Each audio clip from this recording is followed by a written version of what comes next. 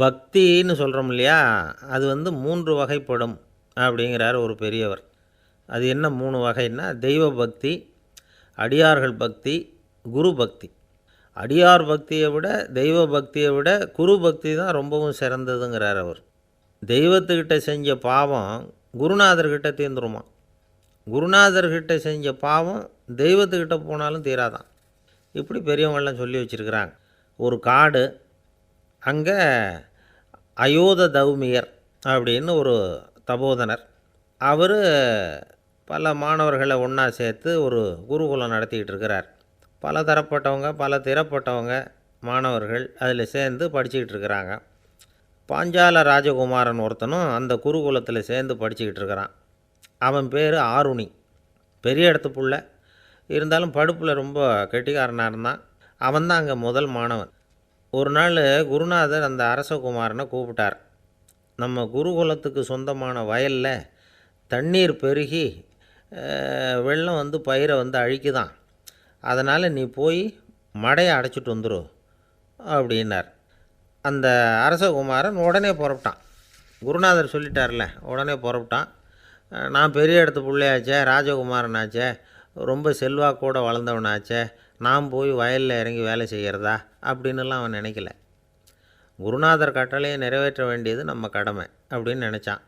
உடனே ஒரு மண்வெட்டியை தூக்கி தோளில் வச்சுக்கிட்டு புறப்பட்டு போயிட்டான். வயலுக்கு போனான்.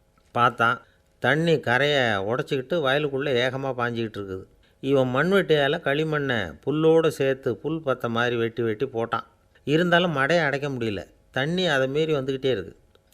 தண்ணி வந்து வேகமாக வயலுக்குள்ளே போய்கிட்டே இருக்குது. போடுற பத்தையெல்லாம் கரைஞ்சி கரைஞ்சி போயிட்டுருக்கு. இருந்தாலும் இவன் தன்னுடைய முயற்சியை கைவிடலை. வெட்டி வெட்டி போட்டுக்கிட்டே இருக்கிறான். காலையில் அங்கே போனவன் சாயந்தரம் வரைக்கும் இப்படி செஞ்சுக்கிட்டு இருக்கிறான்.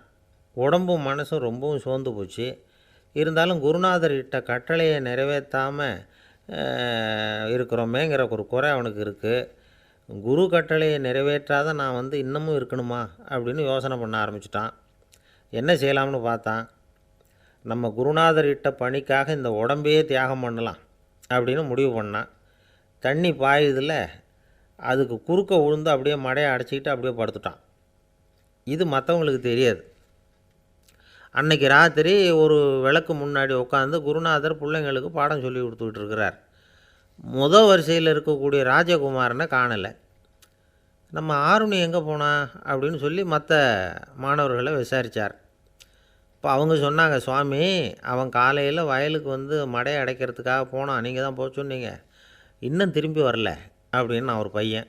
குருநாதர் உடனே ஒரு தீவெட்டி எடுத்துக்கிட்டு மாணவர்களை அழைச்சிக்கிட்டு வயலுக்கு போனார். அங்கே போய் பார்த்தா ஆளை காணும். ஆருணி ஆருணின்னு சொல்லி சத்தம் போட்டு கூப்பிட்டு பார்க்குறார். நான் இங்கே இருக்கேன் குருநாதா அப்படின்னு காலுக்கு அடியிலேருந்து ஒரு சத்தம் வருது.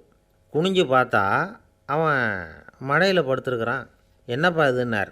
காலையிலேருந்து இந்த மடையை அடைச்சி பார்த்தேன் சுவாமி, முடியல, அதனால் இப்படி குறுக்க படுத்துட்டேன். என்னை தாண்டறதுக்கு பயந்து போய் தண்ணியே தேங்கி நின்றுட்டுது அப்படின்னா. அவனுடைய குரு பக்தியையும் அவனை தாண்டறதுக்கு அஞ்சு நிற்கிற தண்ணி தேக்கத்தையும் பார்த்துட்டு எல்லாரும் ரொம்ப ஆச்சரியப்பட்டு போயிட்டாங்களாம். ஆருணி எழுந்திரிச்சு வா அப்படின்னு கூப்பிட்டாரான் குருநாதர். அவன் தண்ணீரை பொழந்துக்கிட்டு எழுந்திரிச்சு வந்தானான். அதனால் அவனுக்கு வந்து உத்தாலகன் அப்படின்னு ஒரு பேர். உத்தாலகன்னா தண்ணீரை பிளந்தவன் அர்த்தம். அந்த உத்தாலகன் மாதிரி இந்த காலத்து மாணவர்களுக்கும் குரு பக்தி வேணும் அப்படின்னு சொன்னோம் ஒரு பள்ளிக்கூடத்தில். உடனே நிறைய மாணவர்கள் எழுந்திரிச்சு நின்னாங்க.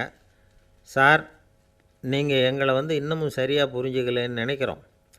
அன்னைக்காவது ஒருத்தன் அப்படி இருந்தான், இன்றைக்கி ஏகப்பட்ட உத்தாலகர்கள் இருக்கிறோம். எங்கள் வாத்தியார் கட்டளை இட்டால் இப்போவே அது மாதிரி வயலுக்கு போய் மடையில் குறுக்கப்படுத்துக்கிறதுக்கு இந்த வகுப்பில் உள்ள அத்தனை பேரும் தயாராக இருக்கிறோம் அப்படின்னாங்க. அப்படியா அப்படின்னு சொல்லி கேட்டோம் ரொம்ப சந்தோஷமாக. ஒருத்தன் ரொம்ப அடக்கமாக எழுந்திரிச்சான். அப்புறம் சொன்னான், ஆமாம் சார், வகுப்பில் வந்து இவர் நடத்துகிற பாடத்தை கேட்டுக்கிட்டு இருக்கிறத விட பேசாமல் போய் மடையில் படுத்துடுறது ஒன்றும் கஷ்டமான காரியமாக இருக்காது, அதனால தான் எல்லோரும் அங்கே போகிறேன்னு சொல்கிறோம் அப்படிங்கிறான். கங்கைக்கரை தோட்டம் பக்கத்தில் ஒரு ஆசிரமம், அங்கே ஒரு பெரியவர் தங்கியிருக்கிறார். அவர் தான் ராமகிருஷ்ண பரமஹம்சர். அந்த ஆசிரமம் இருந்த இடம் கரக்பூர். வங்காளத்தில் பொதுவாக எல்லோரும் மீன் சாப்பிட்றது உண்டு. கங்கையில் குளிச்சுட்டு கையில் ஒரு மீனோடு வர்றது வழக்கம். இவர் இருக்கிற இடத்துக்கு கங்கையில் படகு வழியாக வரணும். அப்படி தான் எல்லோரும் வருவாங்க. வர்றவங்கள ஒன்று கூட்டி ஆன்மீக விஷயங்களை பற்றி பேசிக்கிட்டு இருப்பார். ஒவ்வொரு நாள் ஒவ்வொருத்தர் நகரத்துக்கு போகணும். வரும்பொழுது மீன் கொண்டுக்கிட்டு வரணும். அதுக்கு ஒரு அட்டவணையே உண்டு ஆசிரமத்தில். அது பிரகாரம் ஒரு நாள் சுவாமி யோகானந்தர் படகுல போனார்.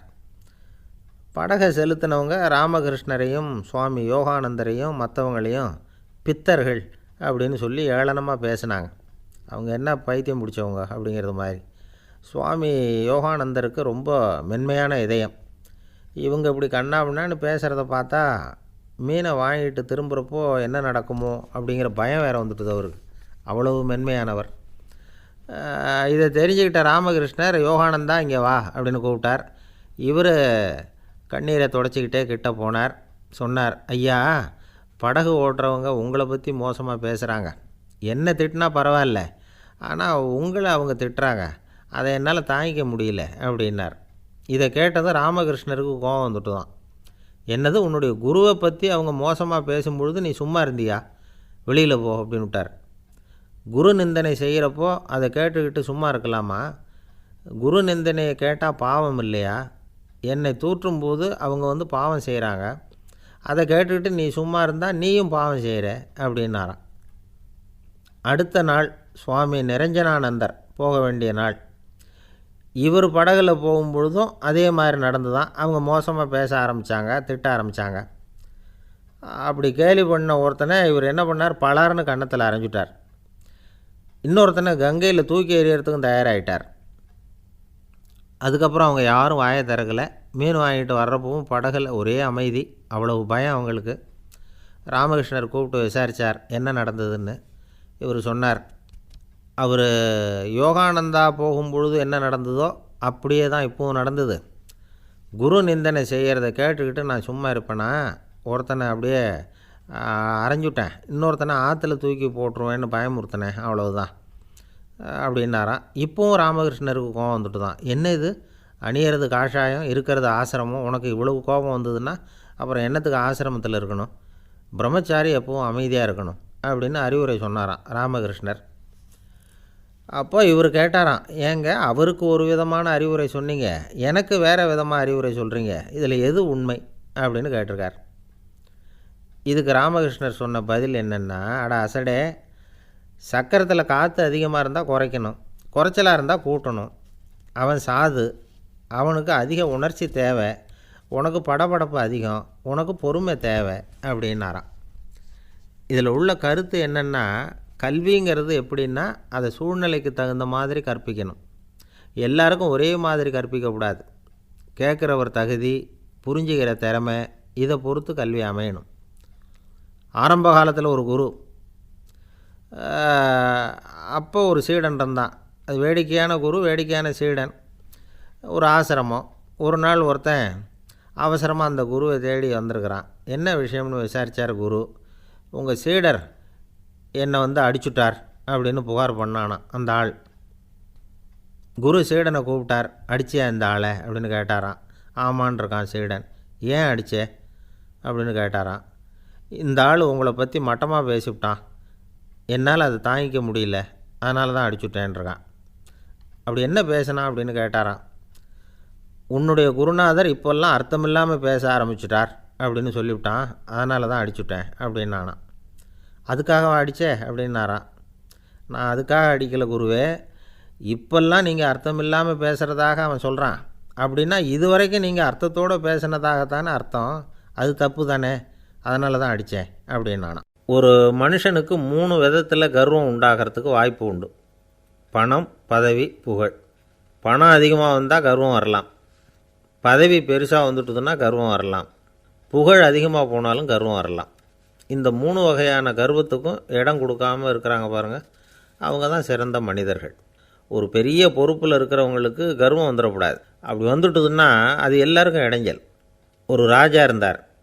அவர் ஒரு நாள் தன்னுடைய தலைநகரத்தை சுற்றி வந்துக்கிட்டு இருந்தார். ஒரு இடத்துல ஒரு அழகான நிலத்தை பார்த்தார். ஆஹா, இந்த இடத்துல நமக்குன்னு ஒரு மாளிகையை கட்டினா எவ்வளோ நல்லாயிருக்கும் அப்படின்னு நினச்சார். ராஜா நினச்சா அது முடியாத காரியமா? சரி, இந்த நிலம் யாருக்கு சொந்தம்னு விசாரிங்க அப்படின்னார் பக்கத்தில் இருந்தவங்கக்கிட்ட. அவங்கெல்லாம் ஓடி போய் விசாரித்தாங்க. அந்த இடம் வந்து ஒரு வயசான கிழவிக்கு சொந்தம், வயசான அம்மாவுக்கு சொந்தமாக. அந்த அம்மா தான் அதில் ஒரு குடிசையை போட்டு குடியிருந்துகிட்டு இருக்கிறாங்க. சரி, அந்த நிலத்துக்கு வந்து ஒரு விலையை நிர்ணயம் பண்ணி அதை அந்த வயசான அம்மாக்கிட்ட கொடுத்துருங்கோ அப்படின்னு உத்தரவு போட்டார் ராஜா. ஆனால் அந்த அம்மா, இது எங்கள் பூர்வீக இடம், இதை விற்க மாட்டேன் அப்படின்னு சொல்லிவிட்டுது. சரி, 2 பங்கு விலை கொடுக்குறோம்னு சொல்லி பாருங்க அப்படின்னாங்க. அப்படியே சொன்னாங்க அரண்மனை ஆட்கள். அதுக்கும் சம்மதிக்கலை அந்த அம்மா. இதை கேள்விப்பட்டதும் ராஜாவுக்கு கோபம் வந்துட்டுது. தன்னுடைய ஆளுங்களை கூப்பிட்டார். போய் அந்த குடிசையை பிரிச்சேரிங்க, காசெல்லாம் ஒன்றும் கொடுக்காதீங்க அப்படின்னு கத்தினார். அவ்வளோதான். அடுத்த நிமிஷம் அரண்மனை ஆசாமிகள் போனாங்க, குடிசையை பிரித்து எரிஞ்சாங்க. அந்த வயசான அம்மா இருக்குது, அதுவும் அந்த இடத்த விட்டு துரத்தி விட்டாங்க. அந்த இடத்துல ஒரு அரச மாளிகையை கட்டி முடிச்சிட்டாங்க. அந்த வயசான அம்மா பாவம், ராஜாவே இப்படி பண்ணால் யார்கிட்ட போய் முறையிட முடியும்? ஒரு ஞானி இருந்தார், அவர்கிட்ட போய் சொன்னாங்க. அவர் இவங்க சொன்னதை கேட்டு மனசில் வச்சுக்கிட்டார். ஒரு நாள் அந்த ராஜாவே இந்த ஞானியை கூப்பிட்டார். புதுசாக ஒரு மாளிகை கட்டியிருக்கிறேன், வந்து பாருங்கன்னு. சரின்னு சொல்லி இந்த பெரியவர் ஒரு நாள் அந்த மாளிகைக்கு போனார். சும்மா போகல, ஒரு கழுதையையும் ஓட்டிகிட்டு போனார். கொஞ்சம் சாக்குகள், வெத்து சாக்கு, அதையும் எடுத்து கழுதை முதுகில் போட்டு கழுதையை ஓட்டிகிட்டு போகிறார். ராஜா பார்த்தார். அவருக்கு இது ஆச்சரியமாக இருந்தது. என்ன இது, மாளிகைக்கு வந்துட்டு போங்கன்னு கூப்பிட்டா கழுதை சாக்கு இதெல்லாம் கொண்டு வராரே, ஒன்றும் புரியலையேன்னு நினச்சார். எதுக்காக இதெல்லாம்னு கேட்டார். அரசருடைய தோட்டத்திலேருந்து கொஞ்சம் மண் எடுத்துகிட்டு போகிறதுக்கு ஆசைப்படுறேன், அதுக்கு நீங்கள் அனுமதி கொடுக்கணும் அப்படின்னார் இவர். இது என்ன வேடிக்கையான கோரிக்கையாக இருக்குது அப்படின்னு நினச்சார் ராஜா. இருந்தாலும் மண்ணு தானே கேட்குறாரு, எடுத்துகிட்டு போட்டுமே அப்படின்னு நினச்சார். சரின்னு அனுமதி கொடுத்தார். அந்த பெரியவர் தோட்டத்துக்கு போனார், மண்ணை வெட்டினார், சாக்கில் போட்டு நிரப்புனார். ராஜாவை கொஞ்சம் கிட்ட வாங்கன்னு கூப்பிட்டார். இந்த மண் மூட்டையை தூக்கி கழுதையோட முதுகில் வைக்கணும், கொஞ்சம் உதவி பண்ணுங்கன்னார். ஓ, பண்ணுறேனே அப்படின்னு சொல்லி ராஜா கிட்ட போனார். மூட்டையை தூக்கி பார்க்குறாரு, முடியல, திணறி போட்டார். இப்போ அந்த ஞானி பேசினாராம். அரசே, இந்த ஒரு சாக்கு மண்ணையே உங்களால் தூக்க முடியல, அந்த கிழவிகிட்ட இருந்து அந்த அக்கிரமமாக அபகரித்த இந்த தோட்டம் பூராவையும் சுமக்கணும்னு ஆசைப்படுறீங்களே, அது உங்களால் முடியுமா அப்படின்னு கேட்டாராம். ராஜா யோசனை பண்ண ஆரம்பித்தார். தன்னுடைய செயலுக்காக வருத்தப்பட்டாராம். அந்த வயசான அம்மாவை உடனடியாக வரவழைச்சார். தாயே, தப்பு பண்ணிட்டேன், என்னை மன்னிச்சுக்குங்க, இன்னையிலேருந்து இந்த மாளிகையும் தோட்டமும் உங்களுக்கு தான் சொந்தம் அப்படின்னு சொல்லிவிட்டாராம். போகிறப்ப இந்த உலகத்திலேருந்து எண்ணத்தை எடுத்துகிட்டு போக போகிறோம், அதனால் ரொம்பவும் அலட்டிக்க வேண்டியதில்லை, கர்வப்பட வேண்டியதில்லை அப்படிங்கிறது ஒரு பெரிய உபதேசம். ஒரு பெரிய மனுஷன் சாக கிடந்தார், ரொம்பவும் அழுதார். ஏன் அழறீங்க அப்படின்னு கேட்டாங்க சுற்றி இருந்தவங்க. நான் சாகிறதுக்காக கவலைப்படலை, நான் நம்ம ஜனங்களுக்காக எவ்வளவோ காரியம்லாம் செஞ்சுக்கிட்டு வந்தேன். நான் செஞ்சுக்கிட்டு வந்த சேவையை இனிமேல் யார் செய்ய போகிறாங்க, அது யாரால் முடியும், அதை நினச்சி தான் அழறேன் அப்படின்னாராம். ஒருத்தர் முன்னாடி வந்தார். அதுக்காக நீங்கள் கவலைப்படாதீங்க, உங்கள் சேவையை தொடர்ந்து செய்கிறதுக்கு என்ன மாதிரி இளைஞர் பட்டாலும் தயாராக இருக்குது, இருந்தாலும் எங்கள் கவலை என்னென்னா அப்படின்னு இழுத்தார். என்ன சொல்லுங்கன்னு கேட்டார் அவர். நீங்கள் இது வரைக்கும் என்ன சேவை செஞ்சுக்கிட்டு வந்தீங்க, அதுதான் எங்களுக்கு இன்னமும் புரியாத புதிராக இருக்குது அப்படின்னாராம் அவர். நம்பிக்கை இல்லைன்னா இந்த உலகத்தில் நாம் நடமாடவே முடியாது. அவநம்பிக்கையோடு இருந்துக்கிட்டு இருந்தால் என்றைக்கும் அவஸ்தை தான். நாம் நம்புறது நடக்குதோ இல்லையோ அது வேறு விஷயம், ஆனால் எதையும் நம்பி தான் நாம் அடி வைக்க வேண்டியிருக்கு. வேறு ஒன்றும் வேணாம், ஒரு லாட்ரி சீட்டு வாங்குகிறோம், அது எங்கே நமக்கு விழப்போகுது அப்படிங்கிற அவநம்பிக்கையோடவா வாங்குகிறோம். பரிசு நமக்கு தான் அப்படிங்கிற நம்பிக்கை உள்ளூர இருக்கிறதுனால தான் அதை வாங்குகிறோம். இருந்தாலும் முடிவு வேறு மாதிரி ஆகிடுது, அதுக்காக மனசு சோர்ந்து போகிறதில்ல, அடுத்த மாதமும் சீட்டு வாங்குகிறோம். இந்த நம்பிக்கை தான் மனித வாழ்க்கைக்கு ஆதாரம். ஒரு கடையில் போய் டீ சாப்பிட்றீங்க, அந்த டீ நல்ல டீ தானா, அதில் விஷம் கலந்துருக்குமா அப்படிங்கிற சந்தேகம் வந்துட்டுதுன்னு வச்சுங்க. அதுக்கப்புறம் அதை எப்படி நீங்கள் சாப்பிட முடியும்? நம்பி தான் சாப்பிட்ணும். ரயில் ஒழுங்காக போய் சேருங்கிற நம்பிக்கை இருக்கிறதுனால தான் அதில் ஏறி உட்காடுறோம். லெட்டர் ஒழுங்காக போய் சேருங்கிற நம்பிக்கை இருக்கிறதுனால தான் பெட்டியில் போடுறோம். சரி, நம்ம கதையெல்லாம் நம்மளோட இருக்கட்டும். மனித நம்பிக்கை எந்த அளவுக்கு உறுதியாகவும் அறிவுபூர்வமாகவும் இருக்கணுங்கிறதுக்கு அலெக்சாண்டர் வாழ்க்கையில் நடந்த ஒரு சம்பவத்தை உதாரணமாக சொல்லலாம். இந்த உலகத்தையே ஜெயிக்கணும்னு புறப்பட்டார் அலெக்சாண்டர். ஒரு கட்டத்தில் அவர் சிட்னஸ் நதி கரைக்கு சேர்ந்தார். அந்த சமயத்தில் அவருக்கு கடுமையான நோய் வந்துட்டுது.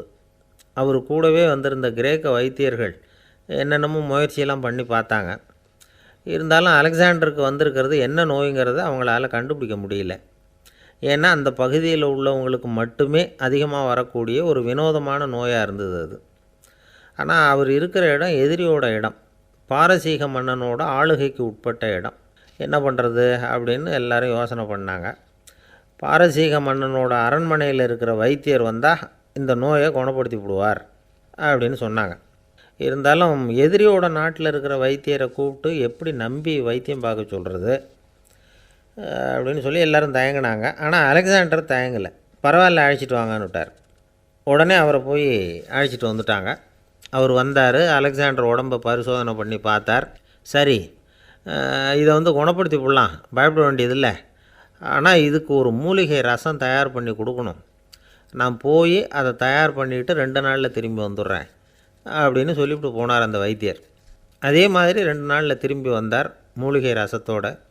இதுக்கு இடையில் அலெக்சாண்டரோட தளபதிகளில் ஒருத்தர் ரகசியமாக ஒரு எச்சரிக்கை கடிதம் கொடுத்து அனுப்பியிருக்கிறான். அதை வாங்கி என்ன விஷயம்னு பார்த்தார். இப்போ உங்ககிட்ட வந்திருக்கிற எதிரி நாட்டு வைத்தியரை நம்பாதீங்கோ, அவன் கொண்டுகிட்டு வந்திருக்கிற மூலிகை ரசத்தில் விஷம் கலந்துருக்குது அப்படின்னு அதில் எழுதியிருக்கு. அதை பார்த்தார் அலெக்சாண்டர். இருந்தாலும் கொஞ்சம் கூட அலட்டிக்கலை. வைத்தியர் கொடுத்த மருந்தை வாங்கி கடகடன்னு குடிச்சுட்டு அதுக்கப்புறம் அந்த கடிதத்தில் இருந்த விஷயத்தை அந்த வைத்தியர்கிட்ட சொன்னார். வைத்தியர் திகைச்சு போயிட்டார். தன் மேலே அலெக்சாண்டர் வச்சுருக்கிற நம்பிக்கையை பார்த்து அவருக்கு ரொம்ப வியப்பு. வைத்தியர் உண்மையிலேயே நல்ல மருந்து தான் கொண்டுகிட்டு கொடுத்துருக்கிறார், அதில் விஷம்லாம் எதுவும் கலக்கலை. அதுக்கப்புறம் அலெக்சாண்டர் அந்த வைத்தியரை பார்த்து சொன்னாராம், நம்பிக்கைங்கிற அச்சாணியை ஆதாரமாக வச்சுக்கிட்டு தான் இந்த உலகம் சுற்றிக்கிட்டு இருக்குது. எனக்கு எதிரியாக இருந்தாலும் பாரசீக மன்னர் ரொம்ப பெரியவர்.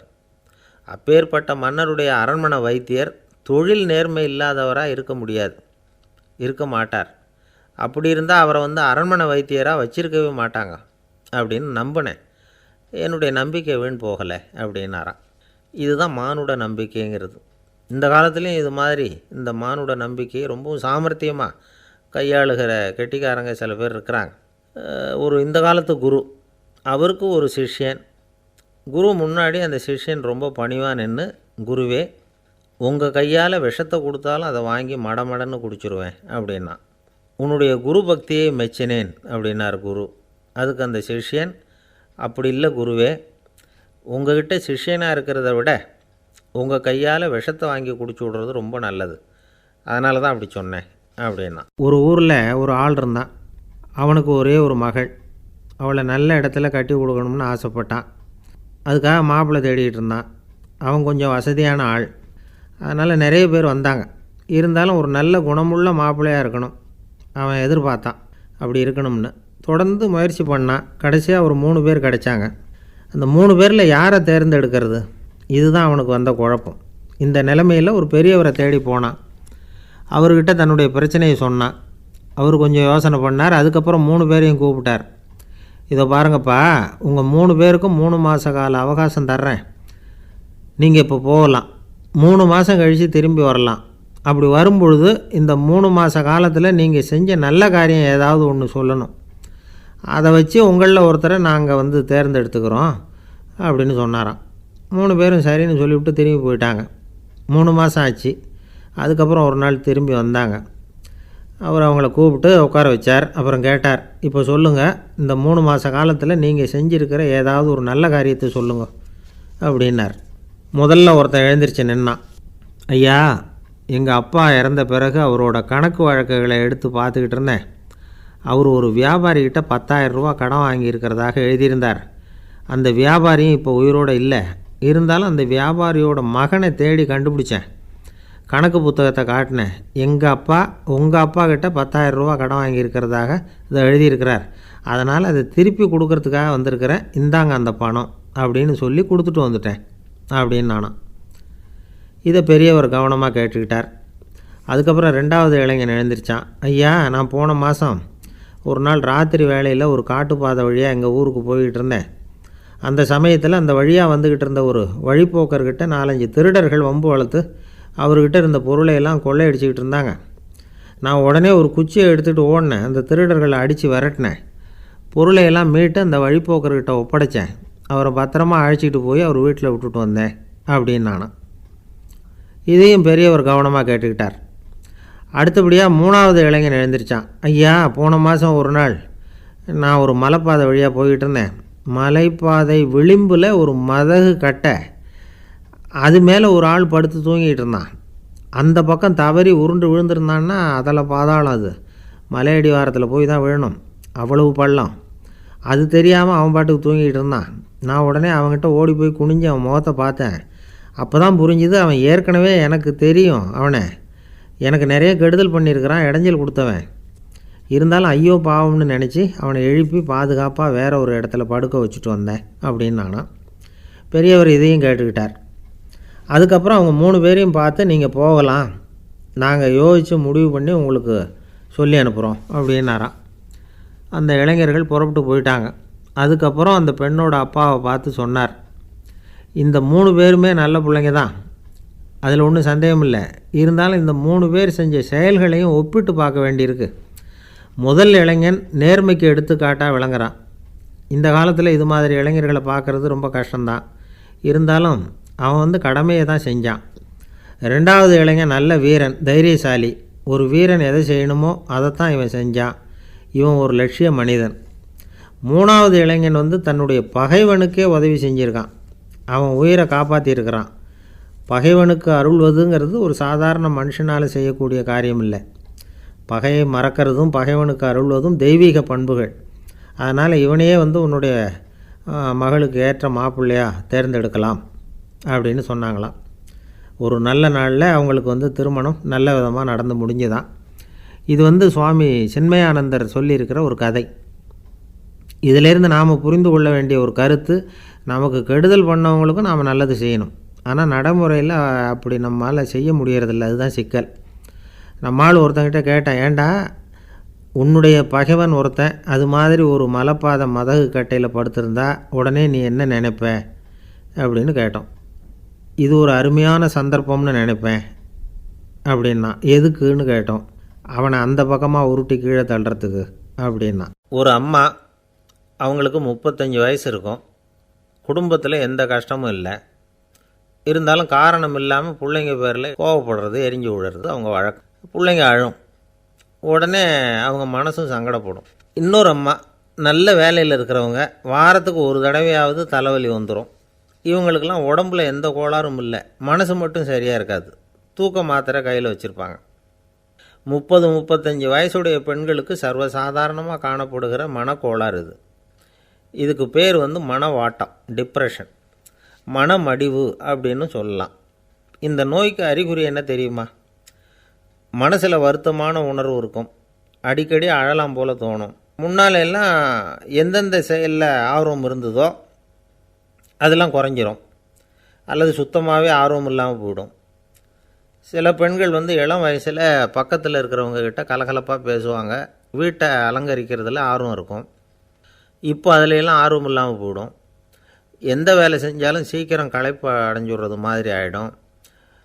நமக்கு யாருமே உதவியாக இல்லை, நம்ம எல்லோரும் கை விட்டுட்டாங்க போல் இருக்குதே அப்படிங்கிற உணர்வுலாம் உண்டாகும். தன்னைத்தானே குறை சொல்லிக்குவாங்க. நாம் தப்பு பண்ணிவிட்டோம் போல் இருக்குதே அப்படின்னு தோணும். குற்றம் பண்ணிட்டதா நினச்சி கஷ்டப்படுவாங்க. பசி இருக்காது, தூக்கத்தில் தொந்தரவு இருக்கும். அடிக்கடி செத்து போடலாங்கிற உணர்வு வரும். தற்கொலை பண்ணிக்கலாங்கிற எண்ணம் உண்டாகும். சில பேர் தற்கொலை முயற்சியில் கூட ஈடுபடுவாங்க. சில பேருக்கு பலவிதமான உடல் வலிகள் இருக்கும், பலவீனம் இருக்கும், சீக்கிரமாக களைப்படைஞ்சு போடுவாங்க. இதெல்லாம் மனவாட்ட நோய்க்கான தன்மைகள். இந்த மனவாட்டம், அதாவது டிப்ரெஷனை 2 வகையாக பிரிக்கலாமா. ஒன்று தானாக உண்டாக்கிக்கிறது, இன்னொன்று எதிர் விளைவை உண்டு பண்ணுகிற அல்லது நரம்பு சம்பந்தப்பட்ட டிப்ரெஷன். தானாக உண்டாக்கிக்கிற மனவாட்ட நோய் இருக்குது பாருங்கள், அதுக்கு ஏதாவது சூழ்நிலை காரணமாக இருக்கலாம், அல்லது இல்லாமலும் போகலாம். மூளையில் டொப்பாமைன் அல்லது செரட்டோனின் இதோட அளவு குறையும் பொழுது இந்த டிப்ரெஷன் உண்டாகுது. இதுக்கு ஓரளவு பிறவி காரணங்கள் கூட இருக்கலாம். குடும்பத்தில் வேறு சிலருக்கும் வரலாம். பாதிக்கப்பட்ட பெண்ணை பார்க்குறதுக்கு பலவீனமாக தெரியும், கடுமையான குற்ற உணர்வு இருக்கும், தனியாக இருக்கிறதுக்கு ஆசைப்படுவாங்க, நடு ராத்திரியில் எழுந்திரிச்சு உட்காந்து கஷ்டப்பட்டுக்கிட்டு இருப்பாங்க, கொடூரமான முறையில் தற்கொலை பண்ணிக்க முயற்சி பண்ணுவாங்க, தீ வச்சுக்கிறது அமிலத்தை குடிக்கிறது, தூக்கில் தொங்குறது, இப்படி தானாக வரவழைச்சிக்கிற மனவாட்ட நோய் வந்து மறையக்கூடிய நோய். ஒரு தடவை வந்தால் 3லேருந்து 6 மாதம் வரைக்கும் நீடிக்கும். இடைப்பட்ட காலங்களில் நோயாளி இயல்பாக இருப்பார். எதிர் விளைவை உண்டு பண்ணுகிற அல்லது நரம்பு சம்பந்தப்பட்ட மனவாட்ட நோய் எப்படின்னா, கணவன் மனைவி, மாமியார் மருமகள், இப்படிப்பட்ட உறவு முறை பிரச்சனைகள், தோல்விகள், எரிச்சல்கள், ஆஃபீஸு பிரச்சனை, இப்படிப்பட்ட சூழ்நிலையால் உண்டாகிறது. எல்லாத்துக்கும் மருந்து இருக்குது, மார்க்கம் இருக்குது, கவலைப்பட வேண்டியதில்லை, தைரியமாக இருக்கணும். உளவியல் மருத்துவம் இதுக்கு ரொம்ப உபயோகமாக இருக்கும். சில பெண்களை பாருங்கள், அவங்க எதுக்கும் அலட்டிக்கிறது இல்லை. ஒரு அம்மா அப்படி தான் தன்னுடைய கணவனை அழைச்சிக்கிட்டு ஒரு மனநோய் மருத்துவர்கிட்ட வந்தாங்க. டாக்டர், எங்கள் வீட்டுக்காரர் திடீர்னு ஒரு மாதிரி ஆயிட்டார், வித்தியாசமாக நடந்துக்கிறார். எப்படின்னா, இவர் தன்னையே ஒரு ஒட்டடை குச்சியாக நினச்சிக்கிட்டு இருக்கிறார். அப்படி நினச்சிக்கிட்டு தன்னுடைய தலையாலேயே வீட்டில் உள்ள ஒட்டடையெல்லாம் தொடச்சிக்கிட்டு இருக்கிறார் அப்படின்னாங்க. எவ்வளவு நாளாக அப்படி இருக்குதுன்னு கேட்டார் டாக்டர். 1 வாரமாக அப்படி இருக்குது அப்படின்னாங்க அந்த அம்மா.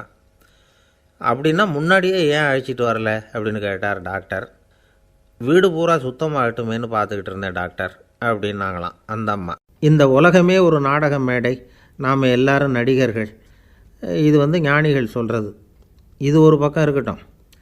இந்த உலகத்துக்குள்ளே எத்தனையோ நாடக மேடைகள், எத்தனையோ நடிகர்கள், எத்தனையோ நாடகங்கள், இதெல்லாம் எப்படி ஆரம்பமாச்சு? அதுதான் இன்றைக்கி தகவல். அதாவது ஆதி மனிதன் பேச ஆரம்பிக்கிறதுக்கு முன்னாடி சைகையாலேயே எல்லாத்தையும் சொல்லிகிட்டு இருந்தான். அதனால் அப்போவே நடிப்பு ஆரம்பமாயிட்டுது. முதல்ல ஒரு வேட்டையைத்தான் அவன் நடித்து காட்டியிருப்பான். இவன் எப்படி போனான், எதிரில் மிருகம் எப்படி வந்தது, அதோடு எப்படி சண்டை போட்டான், எப்படி அடித்து கொண்டுகிட்டு வந்தான், இதை அப்படியே மற்றவங்களுக்கு நடித்து காட்டியிருப்பான். ஏன்னா மொழி கிடையாது. இந்த காலத்துலலாம் நாடகங்களில் நடிக்கிறவங்கள நடிகர்கள்ங்கிறோம். ஒரு காலத்தில் இவங்களுக்கு என்ன பேர் தெரியுமா? திஸ்பியர்கள் அப்படின்னு பேரான். இதுக்கு காரணம் உண்டு. அதாவது 2000 வருஷத்துக்கு முன்னாடி கிரீஸ் நாட்டில் திசிபியஸ் அப்படின்னு ஒரு ஆள் இருந்தான். அவன் ஒரு பெரிய நாடக கலைஞன். அவன் சில இளைஞர்களை சேர்த்துக்கிட்டான், பயிற்சி கொடுத்தான், நாடக குழுவை உருவாக்கினான். நடிகர்களையும் நாடகத்துக்கு தேவையான பொருள்களையும் ஏற்றிக்கிட்டு போகிறதுக்கு ஒரு வண்டியையும் தயார் பண்ணான். அந்த வண்டியிலேயே அவன் கிரேக்க நாடு பூராவும் சுற்றினான். ஊர் ஊராக நாடகம் போட்டான். ஒரு ஊருக்கு போனதும் அங்கே நாடகம் நடத்த தியேட்டர் இருக்கா அப்படிங்கன்னெல்லாம் பார்க்குறதில்ல அவன். ஏன்னா அப்போலாம் தியேட்டர்னால் என்னென்ன தெரியாது. நாடகம்னா அதை ஒரு மூடிய கொட்டைக்குள்ளே தான் நடத்தணுங்கிறது அப்போ யாருக்குமே தோணலை.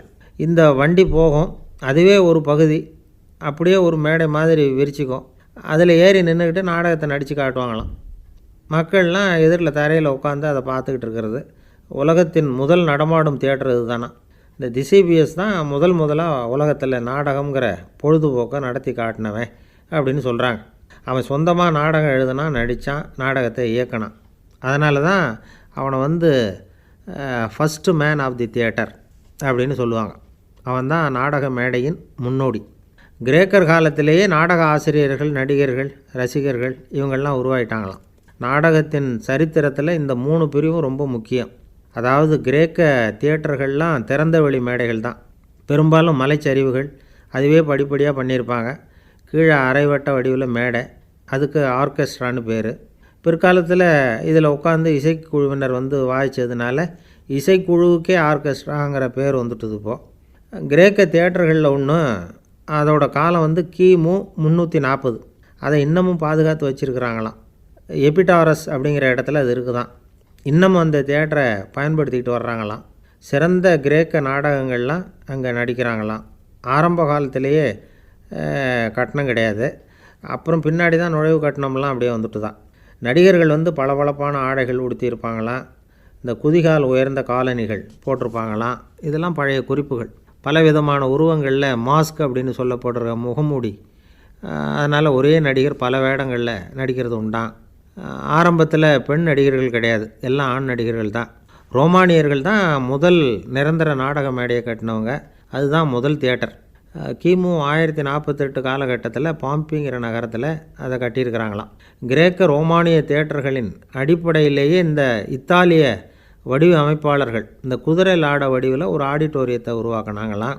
இப்படி அதை பற்றி நிறைய தகவல் இருக்குது. 1576 லண்டனில் இந்த பின்ஸ்பர்ரி, அப்புறம் இந்த பில்ட்ஸில், அப்புறம் ஜேம்ஸ் இப்படிங்கிற ஒரு முயற்சியால் தான் இங்கிலாந்தில் முதல் தியேட்டர் உருவாச்சான். அப்படி ஒருத்தர் இருந்தாராம். உலக நாடக மேடையின் வரலாறு இதுதான். அதாவது இப்போல்லாம் அறிவியல் வளர்ச்சி அதிகமாகிட்டுது, திரைப்படம் தொலைக்காட்சி எல்லாம் வந்தாச்சு. ஒவ்வொரு வீடுமே ஒரு குட்டி தியேட்டர் மாதிரி ஆகிட்டுது. தொலைக்காட்சி முன்னாடி உட்காந்தா எழுந்திருக்கவே மனசு வர்றதில்லை. ஒரு அம்மா ஒரு மனோதத்துவ டாக்டரை தேடிட்டு வந்தாங்களாம் இந்த காலத்தில். டாக்டர், எங்கள் வீட்டுக்காரர் எப்போ பார்த்தாலும் டிவி முன்னாடி உட்காந்துக்கிட்டு அதையே வெறிச்சு பார்த்துக்கிட்டு இருக்கிறார், உத்து பார்த்துக்கிட்டு இருக்கார், எனக்கு சந்தேகமாக இருக்குன்னாங்களாம். இது மனக்கோளாறு இல்லைங்க, ஆர்வக்கோளாறு, அவ்வளவுதான், இதுக்காக பயப்படாதீங்கன்னாரான் டாக்டர். அப்படி இல்லை டாக்டர், டிவி ஓடும் பொழுது நாம் எல்லாம் அதை பார்க்குறோம் சரி, ஆனால் அவர் அப்படி இல்லை, டிவியை நிறுத்தினதுக்கு அப்புறமும் அதையே உத்து பார்த்துக்கிட்டு உட்காந்துருக்கிறார், அதனால தான் சந்தேகப்பட்டு உங்ககிட்ட வந்தேன் அப்படின்னாங்களாம். ஒருத்தர் மனசில் நிம்மதி இல்லாமல் உட்காந்துருந்தார். என்ன சார் விஷயம் அப்படின்னு விசாரித்தேன். அகலக்கால் வச்சுட்டேன், அதுதான் அவதிப்படுறேன்னார். விவரமாக சொல்லுங்கன்னு. வீடு கட்டணும்னு ஆரம்பித்தேன், வேலை பாதியிலேயே நிற்கிது, கையில் பணம் இல்லை அப்படின்னார். இது மாதிரி ஆசாமிகள் பல பேரை நீங்கள் பார்த்துருக்கலாம். இவங்கெல்லாம் சுலபமாக மன அழுத்தத்துக்கு ஆளாயிடுறாங்க. மன உளைச்சல், அதாவது ஸ்ட்ரெஸ் அப்படின்னு சொல்கிறோமே, அதுக்கு அடிப்படையான சில காரணங்கள் உண்டு. அதாவது மிகையாக திட்டமிடுதல் அப்படிங்கிறதும் ஒரு முக்கியமான காரணம். நடைமுறை சாத்தியம் என்னங்கிறத மனசில் வச்சுக்கிட்டு எந்த திட்டத்தையும் தீட்டணும், அப்போ தான் அது சரியாக வரும். ரெண்டாவது காரணம் என்ன தெரியுமா? ஒரே நேரத்தில் பல்வேறு செயல்களில் ஈடுபடுறது. தொலைபேசியில் பேசிக்கிட்டே கையில் இருக்கிற கடிதத்தை படிச்சுக்கிட்டே எதிரில் உட்காந்துக்கிட்டு இருக்கிறவருக்கும் அப்பப்போ பதில் சொல்லிக்கிட்டு மனசில் பல்வேறு சிந்தனைகளை அப்படியே ஓட விட்டுக்கிட்டு இருக்கிறது, இதுவும் மன அழுத்தத்தை உண்டாக்குது. மூணாவது காரணம், எதிலேயும் வெற்றி மட்டும் எதிர்பார்க்குற ஒருதலைப்பட்சமான ஆர்வம். நாம் தொட்டதெல்லாம் வெற்றியாகவே முடியணும் அப்படின்னு எதிர்பார்க்குறவங்க ஏதாவது ஒன்றில் தோல்வியை கண்டால் தோண்டு போயிடுறாங்க. எப்படியும் முடியலாம்ங்கிற எண்ணம் ஏற்கனவே நமக்குள்ளே இருந்துட்டுதுன்னா அந்த அவஸ்தை வராது. அதனால் அதுவும் நம்ம வளர்த்து கொள்ள வேண்டிய ஒரு குணம். மன உளைச்சல் ஏற்படுறதுக்கு இன்னொரு காரணம், எதையும் வேகமாக செஞ்சுடணும் அப்படிங்கிற துடிப்பு. அந்த துடிப்பே மனசை அழுத்த ஆரம்பிச்சிடும். எந்த ஒரு காரியத்திலையும் தாமதமோ இடையூறோ ஏற்பட்டால் அதை பொறுத்துக்கிற மனப்போக்கம் வேணும். அது இல்லாதவங்க அழுத்தத்துக்கு ஆளாயிடுறாங்க. சில பேர் வேலைன்னு எந்த நேரம் பார்த்தாலும் வேலையே கதின்னு கிடப்பாங்க. பொழுதுபோக்குக்கோ உடற்பயிற்சிக்கோ குடும்பத்தில் உள்ளவங்க அல்லது நண்பர்கள் கூட கலந்துரையாடவோ கொஞ்சம் கூட நேரம் ஒதுக்க மாட்டாங்க. இந்த சுபாவம் மன அழுத்தத்தை உண்டு பண்ணும். இதையெல்லாம் புரிஞ்சுக்கிட்டு அதிலிருந்து விடுபடுறது எப்படின்னு யோசிக்கணும். வல்லுநர்கள் இது தொடர்பாக சில யோசனைகளை சொல்லி வச்சுருக்கிறாங்க. அது என்னென்னா, வாழ்க்கைங்கிறது பிரச்சனைகளால் பின்னப்பட்ட ஒன்று, அது எப்போவுமே முடிவடையாத ஒரு தொடர்கதை அப்படிங்கிறத முதல்ல நாம் புரிஞ்சுக்கணும். ஒரே நேரத்தில் ஒரு காரியத்தில் மட்டுமே நாம் கவனம் செலுத்தணும். அடுத்தவங்க காரியத்தில் தலையிடக்கூடாது. எதையும் பேச ஆரம்பிக்கிறதுக்கு முன்னாடி நம்மை நாமே கேட்டுக்க வேண்டிய கேள்வி 2. 1, நான் சொல்ல போகிறது ரொம்ப முக்கியமானதா? 2வது, நான் சொல்கிறத அவங்க கேட்குறதுக்கு ஆசைப்படுறாங்களா? நான் பேசுகிறதுக்கு அது சரியான நேரம் தானா? இதை யோசித்து பார்த்ததுக்கப்புறம் எதையும் பேச ஆரம்பிக்கணும். முடிஞ்ச அளவுக்கு வளைந்து போகிற சுபாவத்தை வளர்த்துக்கணும். நம்ம நேரம் விலை மதிப்பு இல்லாதது, அதை வீணாக்கக்கூடாது. சிரிக்க தெரியலனாலும் பரவாயில்ல, முகத்தில் கொஞ்சம் புன்முறுவலாவது காட்டணும். இதெல்லாம் ரொம்ப முக்கியம். அடுத்தவங்க ஏதாவது செஞ்சால் உடனே நன்றி சொல்ல மறக்கக்கூடாது. தினமும் கொஞ்சம் நேரத்தை தனிமையில் செலவு பண்ணணும். மன உளைச்சலிருந்து விடுபடுறதுக்கு 3 முக்கிய வழிகள் சொல்கிறாங்க. அதை சுருக்கமாக ரெட் அப்படின்னு சொல்கிறாங்க, RED ஆங்கில எழுத்தில்.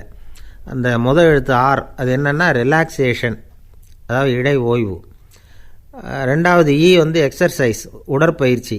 3வது டயட், திட்டமிட்ட உணவு முறை. அதனால் தியானம், மூச்சு பயிற்சி இதெல்லாம் இந்த இடை ஓய்வுக்கு வழிகள். எந்த வேலையையும் தொடர்ந்து செய்யக்கூடாது. எல்லார்கிட்டையும் கலகலப்பாக பழகணும். மாதத்துக்கு ஒரு நாளாவது குடும்பத்தோடு வெளியில் போயிட்டு வரணும். சுலபமான உடற்பயிற்சிகளை செய்யலாம். உடற்பயிற்சிங்கிறது நமக்காக நாம் செய்கிற ஒரு நீண்டகால முதலீடு அப்படின்னு சொல்லுவாங்க. அதாவது லாங் டேர்ம் இன்வெஸ்ட்மெண்ட்டாக. அளவோடு சாப்பிட்ணும், மெதுவாக சாப்பிட்ணும். இதெல்லாம் கொஞ்சம் மனசில் வச்சுக்கிட்டு நடந்துக்கிட்டால் மகிழ்ச்சியாக வாழலாம். சில பேர் சாப்பாட்டு விஷயத்தில் ரொம்ப அக்கறை எடுத்துக்கிறது உண்டு. ஒரு குண்டு ஆசாமி சாப்பிட உட்காந்தார். முதல்ல ஒரு மாத்திரை சாப்பிட்டார். எதுக்குன்னு கேட்டோம். பசி எடுக்கிறதுக்குன்னார். சாப்பிட்டு முடித்தார். பிறகு மறுபடியும் ஒரு மாத்திரை சாப்பிட்டார். இது எதுக்குன்னு கேட்டோம். சாப்பிட்டது ஜீரணமாகறதுக்கு அப்படின்னார். அரேபிய நாடு, அங்கே ஒரு ஆட்சி தலைவர். அரேபிய நாட்டு ஆட்சி பொறுப்பை ஏற்றுக்கிட்டவர். அவர் ஆட்சி பொறுப்பை ஏற்றுக்கிட்ட பிறகு ஒரு நாள் ஒரு தெருவில் நடந்து போய்கிட்டு இருந்தார். அவர் தோளில் ஒரு பெரிய துணி மூட்டை, அதை சுமந்துக்கிட்டு கடத்தெருவை நோக்கி அவர் போய்கிட்டு இருக்கிறார். வழியில் அவரை சந்தித்தார் உமர். அவர் கேட்டார், கலீஃபா அவர்களே, எங்கே புறப்பட்டுட்டீங்க அப்படின்னு கேட்டார். கலீஃபான்னா ஆட்சி தலைவர்னு அர்த்தம். இதுக்கு அவர் சொன்னார், நான் துணி வணிகம் செய்கிறவன், அதனால் துணி வியாபாரம் செய்கிறதுக்காக போயிட்டுருக்கிறேன்னார். நீங்கள் இப்போ இந்த நாட்டுக்கு ஆட்சி தலைவர், ஆட்சி பொறுப்பில் இருக்கிறீங்க. நீங்கள் வியாபாரம் செய்ய போட்டால் அரசு பணிகளை செய்கிறது யார் அப்படின்னு கேட்டார் அவர். நான் அரசு பணிகளை மட்டுமே செஞ்சுக்கிட்டு இருந்தால் என் குடும்பத்தை காப்பாற்றுறது யார் அப்படின்னு கேட்டார் அவர். இப்படி கேட்டவர் யார் தெரியுமா? அவர் தான் அபூபக்கர், இறை தூதர் முகமது அவர்களுக்கு பிறகு கலீஃபாவாக தேர்ந்தெடுக்கப்பட்டவர். அப்போலாம் ஆட்சி தலைவர்களுக்கு சம்பளம்னு எதுவும் கிடையாது. இந்த பிரச்சனையை எப்படி தீர்க்கிறதுன்னு யோசனை பண்ணார் உமர். அபு உபைதா அவர்கள்கிட்ட அழைச்சிட்டு போனார். அவர் யாருன்னா, அவர் தான் பொது நிதி கருவூலத்தின் பொறுப்பாளர். அவர்கிட்ட பிரச்சனையை சொன்னார். இது மாதிரி ஆட்சி தலைவருக்கு பொது நிதியிலிருந்து ஊதியம் அளிக்க முடியுமான்னு கேட்டார். பொது நிதி விதிகளின்படி அதுக்கு சாத்தியம் இல்லைன்னு சொல்லிவிட்டார் அவர். சரி, வேறு ஏதாவது வழி இருக்குதான்னு கேட்டார் உமர். அபு உபைதா கொஞ்சம் யோசனை பண்ணி பார்த்தார். அப்புறமா சொன்னார், மக்காவிலிருந்து மதீனாவுக்கு குடிபெயர்ந்து வந்த அகதிகளுக்கு நிதி உதவி அளிக்கிறதுக்கு விதிகளில் இடம் இருக்குது. அப்படி பார்த்தா அபூபக்கரும் அகதி தானே, அதனால் எல்லா அகதிகளுக்கும் கொடுக்கறது மாதிரியே அவருக்கும் ஒரு தொகை அளிக்கலாம்னார். கலீஃபா அபூபக்கருக்கு இந்த அகதி உதவித்தொகையைத்தான் கொடுத்துட்டு வந்தாங்களாம். குடும்ப செலவுக்கு அது போதுமானதாக இல்லை. இருந்தாலும் கலீஃபாங்கிறதுக்காக மற்ற அகதிகளை விட அதிகமாக தொகையை பெற அவர் விரும்பலை. மார்பு பக்கம் கிழிஞ்சிருந்த ஒரு மேலாடையை தான் அவர் அணிஞ்சிருந்தார். அவருடைய துணைவியார் அஸ்மா, அவங்க ஒரு நாள் தேன் அருந்த ஆசையாக இருக்குன்னாங்களாம். நமக்கு கிடைக்கிற ஊதியம் குடும்ப செலவுக்கே போதுமானதா இல்லையே, இந்த நிலையில் தேன் வாங்கிறதுக்கு காசுக்கு நான் எங்கே போவேன்ருக்கார் அவர். கொஞ்ச நாள் கழித்து அவங்க ஒரு தொகையை அவர்கிட்ட கொடுத்து தேன் வாங்கிட்டு வர சொன்னாங்களாம். இவருக்கு ஆச்சரியம், ஏது இந்த பணம்னு கேட்டிருக்காரு. நீங்கள் தினமும் குடும்ப செலவுக்காக கொடுத்துக்கிட்டு வந்த பணத்தில் கொஞ்சம் கொஞ்சமாக மிச்சப்படுத்தி வச்சேன்னாங்களாம்.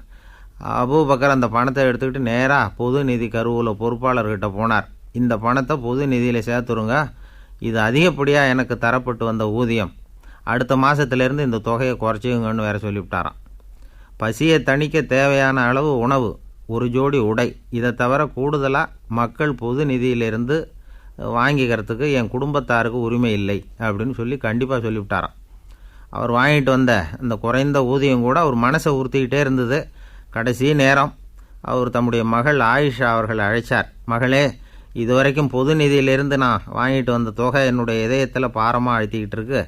என் தோட்டத்தை விற்று அதில் வர்ற பணத்திலேருந்து நான் இதுவரைக்கும் வாங்கிட்டு வந்த ஊதிய தொகையை கணக்கு போட்டு பொது நிதியில் சேர்த்துவிடு அப்படின்னாராம். பதவி ஏற்கிறதுக்கு முன்னாடி தன்கிட்ட இருந்ததை விட இப்போ கூடுதலாக என்ன சொத்து இருக்குன்னு பார்த்துருக்கார். ஒரு ஒட்டகம், ஒரு கோப்பை, ஒரு பணியாள். இதையும் அடுத்தபடியாக கலீஃபாவா வர்றவர்கிட்ட ஒப்படைச்சிருங்க அப்படின்னு விட்டாராம். அதே மாதிரி அடுத்து வந்த உமர்கிட்ட ஒப்படைச்சாங்க. அப்போ உமர் சொன்னாராம், அபூபக்கரே, இந்த முன்மாதிரியால் உங்களுக்கு பிறகு இந்த ஆட்சி பொறுப்பை ஏற்கிறவர்களை பெரும் நெருக்கடிக்கு ஆளாகி விட்டீங்க அப்படின்னு சொல்லி ரொம்ப கண் கலங்கினாராம். கடைசியாக அபூபக்கர் தன்னுடைய குடும்பத்தாருக்கு விட்டு சென்ற சொத்து ஒரு படுக்கை விரிப்பு, ஒரு போர்வை, அவ்வளவுதான். இது சிந்திக்க வேண்டிய ஒரு செய்தி. ஒரு ஊரில் ஒரு மன்னர் இருந்தாராம். அமைச்சர் அவர்கிட்ட சொன்னாராம், மன்னா, நம்ம ராஜ்யத்தில் இனிமே லஞ்ச ஊழலே இருக்காதுன்னாராம். ஆஹா, அப்படின்னா ஊழல் பேர் வழிகளையெல்லாம் நாடு கடத்தியாச்சா அப்படின்னு கேட்டிருக்காரு மன்னர். இதுக்கு அவர், அப்படி இல்லைங்க, இனிமேல் கொடுக்கறதுக்கு ஜனங்கள்கிட்ட பணமே இல்லை அப்படின்னாராம். ஒரு ஊரில் ஒரு ராஜா இருந்தார். அந்த ராஜாவுக்கு ஒரு மந்திரி. ராஜா ரொம்ப நியாயமானவர், நேர்மையானவர், கண்டிப்பானவர்.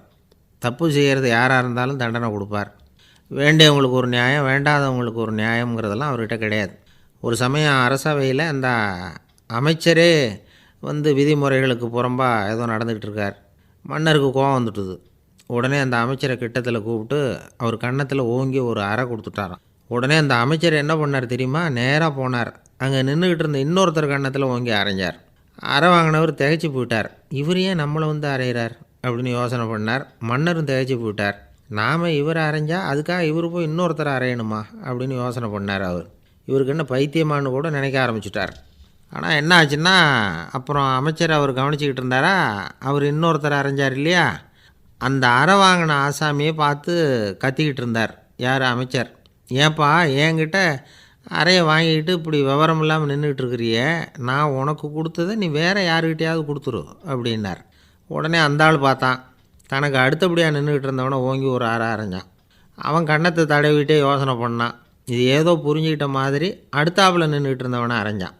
இப்படி இந்த அறை வந்து மாறி மாறி போய்கிட்டே இருக்குது. ஊர் பூரா பிரயாணம் பண்ண ஆரம்பிச்சுட்டுது. அன்றைக்கி ராத்திரி அந்த ராஜா படுக்கிறதுக்காக போனார்.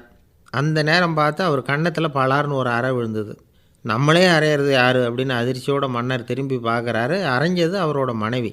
என்னாச்சு உனக்குன்னு கத்துனார் ராஜா. உங்களுக்கு தெரியாதா, ஊர் பூரா ஒருத்தர் மாற்றி ஒருத்தர் மூலமாக இந்த அறை வந்து பிரயாணம் பண்ணிட்டு வருது அப்படின்னாங்க அந்த அம்மா. அப்படின்னா ஆரம்பித்த இடத்துக்கே வந்துட்டுதா அப்படின்னாராம் மன்னர்.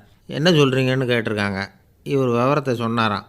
அப்படின்னா நீங்கள் ஆரம்பித்து வச்ச இந்த விளையாட்டை நான் முடிச்சு வச்சுட்டேன் அப்படின்னாங்களாம் அந்த அம்மா. மறுநாள் காலை மறுபடியும் அரசவை கூடிச்சு அந்த அமைச்சர் மன்னரை பார்த்து கேட்டார். என்ன மகாராஜா, என்கிட்ட கொடுத்ததை திருப்பி வாங்கிட்டீங்களா அப்படின்னாராம். இப்படி நடக்கும்னு நான் எதிர்பார்க்கவே இல்லைன்னார் மன்னர். ஆனால் நான் எதிர்பார்த்தேன். அது எங்கே போயிட போகுது, ஊர் பூரா சுற்றி கடைசியில் உங்ககிட்ட தான் வந்து சேரும் அப்படிங்கிறது எனக்கு தெரியும் அப்படின்னாராம் அமைச்சர். இந்த கதை வந்து வேடிக்கையாக இருந்தால் கூட இதில் உள்ள கருத்து முக்கியமானது. இந்த உலகத்தில் பல கருத்துக்கள் இப்படி தான் மாறி மாறி சுற்றி வந்துக்கிட்டே இருக்குது. நம்மளும் ஒருத்தன் தன்னுடைய நண்பன் ஒருத்தனை கடத்தெருவில் பார்த்தான். உடனே ஓடி போய் பலார்னு ஒரு அறை கொடுத்தானா. அவன் கன்னத்தை தடவிட்டு ஏன்டா என்ன அரைஞ்சேன்னு கேட்டிருக்கான். நீ ஏன்டா என்னை முட்டாள்னு என் மனைவிட்ட போய் சொன்னேன் அப்படின்ட்டுருக்கான் அவன். உன்னை ஒரு முட்டாள்னு சொன்னதுக்காகவா நீ என்ன அரைஞ்ச அப்படின்னு கேட்டிருக்கான் இவன். டேய், நான் அதுக்காக அறையலப்பா, அது ஒரு பெரிய ரகசியம் நான் முட்டாளுங்கிறது. அந்த ரகசியத்தை நீ வந்து ஏன் எங்கள் வீட்டில் போய் சொன்னேன், அதுக்காக தான் அரைஞ்சேன் அப்படின்னு நானும் அவன்.